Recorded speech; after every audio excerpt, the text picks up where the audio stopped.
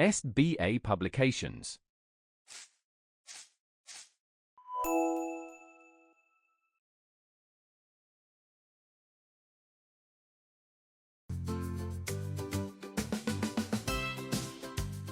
Hello dear students, how are you all? I hope that you're doing nice and you have enjoyed the previous chapter that we read about Nirja Bhanot.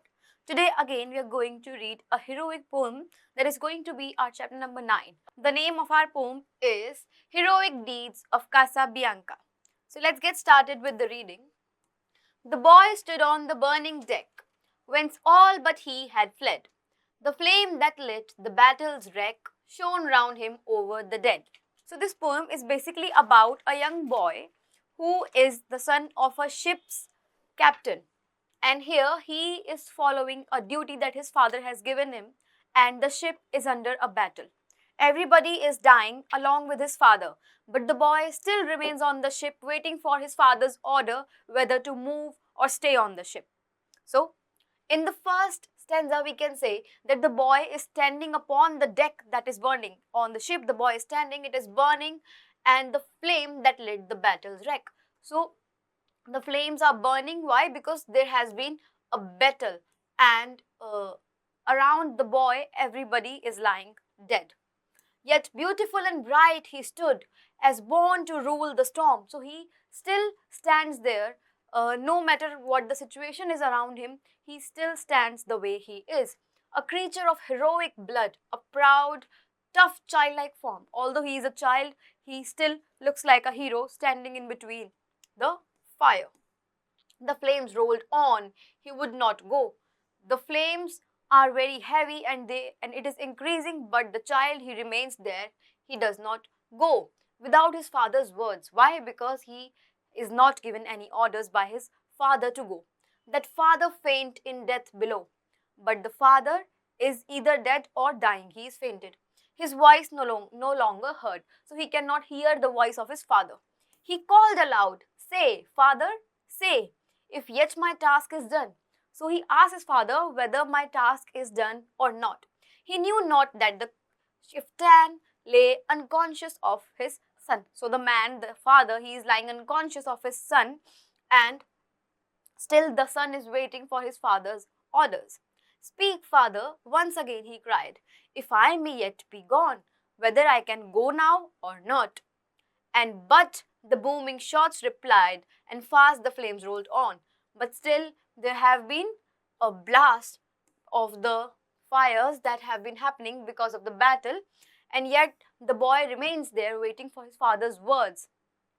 Upon his brow he felt their breath, and in his waving hair, and looked from that long post of death in still yet brave despair. So he sees around him what the situation is. He is feeling the breath of theirs, and shouted but once more aloud. He still shouts. He is seeing everyone lying dead there. The atmosphere is deadly around him, but still he waits for his father's order. He again calls out, my father, must I stay?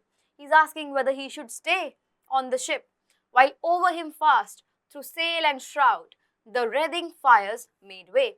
The fire is still moving and increasing, it is multiplying, but the boy is still there waiting for his father's order whether to stay or go. They wrapped the ship in splendor wild. They caught the flag on high and streamed above the gallant child like banners in the sky. So the fire is now all around the child. It is trying to take the child in its grab. There came a burst of thunder sound. The boy, oh, where he was, and suddenly something blast there. And now the poet uses the word or the exclamation, oh, the boy, where he was. Where did the boy go? Ask of the winds that far around with fragrance stood the sea, with mast and helm and pennon fair, that well had borne their part. But the noblest thing which perished there was that young faithful heart. So the boy dies there, standing on the ship, performing his duty towards his father and waiting for his orders. He dies then and there itself. It is a real story of a boy who dies in between a battle just because his father he was serving. Okay, so that's it for the poem. I hope you liked it and it again showed you or gave you some inspiration. Now we'll do this vocabulary. Banners means flag. Booming is making a loud sound. Chieftain is the leader. Gallant is brave. Helm means handle or wheel to steer a ship. Mast is a tall pole that supports the sail. Pennon, a small triangular flag borne on a ship or a boat.